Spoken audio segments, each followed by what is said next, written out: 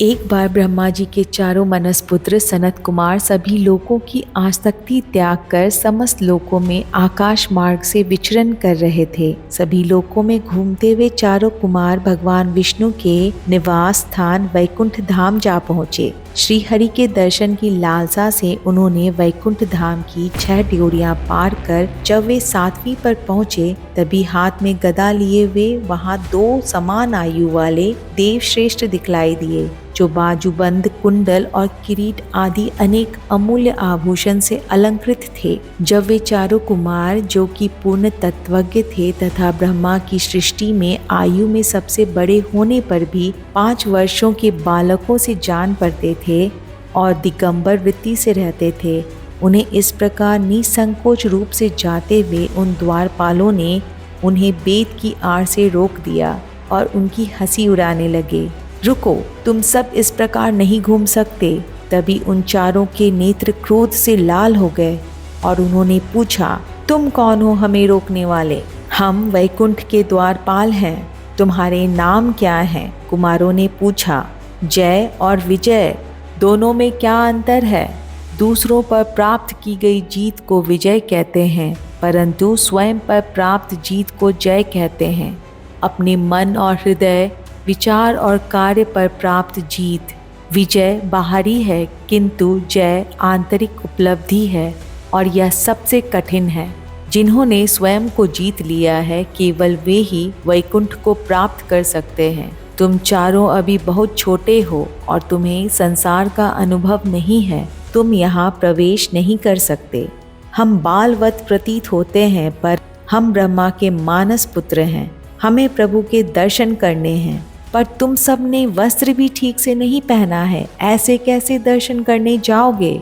अरे द्वारपालों, जो लोग भगवान की सेवा करने के प्रभाव से इस लोक में आते हैं, वह सबको समान भाव से देखते हैं। तुम दोनों वैसे नहीं लगते। भगवान परम शांत स्वभाव हैं, उनका किसी से विरोध नहीं है। फिर तुम हमारा विरोध कैसे कर सकते हो? तुम स्वयं कपटी हो, इसलिए अपने ही समान दूसरों पर शंका करते हो। तुम्हारी मंद बुद्धि के कारण तुम्हारा कल्याण करने के लिए तुम्हारे अपराध के योग्य तुम्हें शाप देते हैं कि वैकुंठ से निकलकर तुम उन पाप योनियों में जाओ जहाँ काम, क्रोध, लोभ प्राणियों की ये 3 शत्रु निवास करते हैं। सनकादि की कठोर शाप सुनकर श्री हरि के दोनों पार्षद अत्यंत दीन भाव से उनके चरण पकड़कर पृथ्वी पर लौट गए। वे जानते थे कि श्री हरि भी उन ब्राह्मण की बात का उल्लंघन नहीं करेंगे, अतः उन दोनों ने चारों कुमारों के पैर पड़ लिया और कहा, भगवान, हम अवश्य अपराधी हैं और आपने हमें उचित दंड दिया है। हमारा पाप आपके दिए हुए दंड से अवश्य धुल जाएगा, परंतु हमारी इस दुर्दशा का विचार करके यदि करुणावश थोड़ी भी दया आए तो ऐसी कृपा करिए कि जिससे अधम धाम योनि में जाने पर भी भगवत स्मृति को नष्ट करने वाला वह मोह प्राप्त न हो। द्वारपालों के द्वारा अनादर किए जाने की बात ज्ञात होते ही भगवान श्री हरि सनकादि साधुओं के सामने प्रकट हो गए। भगवान को देखकर मुनीश्वरों ने उन्हें सिर झुकाकर प्रणाम किया और उनकी अद्भुत छवि को देखकर मन ही मन तृप्त हो गए। मुनिगण, ये जय और विजय मेरे पार्षद हैं। इन्होंने जो अपराध किया है, जिसके कारण आपने इन्हें दंडित किया है, वह मुझे भी स्वीकार्य है, पर मैं आपकी प्रसन्नता की भिक्षा मांगता हूँ।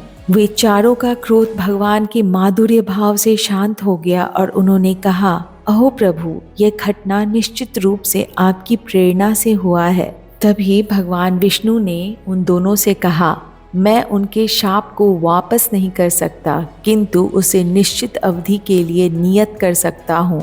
तुम दोनों पृथ्वी पर मेरे भक्त बनकर 7 जन्म ले सकते हो, या फिर तुम्हें मेरे शत्रु के रूप में 3 बार जन्म लेना पड़ेगा। पृथ्वी पर अपने उन जन्म की अवधि पूर्ण कर लेने के उपरांत तुम फिर से वैकुंठ लौट सकते हो। दोनों भाई उठ खड़े हुए। मुझसे प्रेम करने के लिए 7 जन्म या मुझसे घृणा करने के लिए 3 जन्म, तुम इनमें से क्या चुनते हो? श्री हरि ने पूछा। जय ने हाथ जोड़कर कहा, पृथ्वी पर 7 जन्मों की अवधि बहुत लंबी है प्रभु। हम इतने वर्ष आपसे दूर नहीं रह सकते। हमें केवल 3 जन्म चाहिए, भले ही इसके लिए हमें उन जन्मों में आपका शत्रु बनकर रहना पड़े। संसार हमें धिक्कारेगा, घृणा करेगा। अगर यही रास्ता है तो यही सही। हम आपके चरणों में शीघ्र, अति शीघ्र आना चाहते हैं। भगवान ने कहा, अब तुम दोनों शीघ्र ही दैत्य योनि को प्राप्त करोगे और मेरे द्वारा संहार किए जाने के बाद फिर जल्दी मेरे ही पास लौट आओगे। तदंतर वे सनत कुमार भगवान विष्णु और वैकुंठ धाम के दर्शन कर प्रसन्नता पूर्वक लौट गए। तभी जय और विजय श्रीहीन हो वैकुंठ लोक से गिरने लगे और दीति के गर्भ में स्थित जो काश्यप जी का तेज था उसमें भगवान के पार्षद प्रवरों ने ही प्रवेश किया।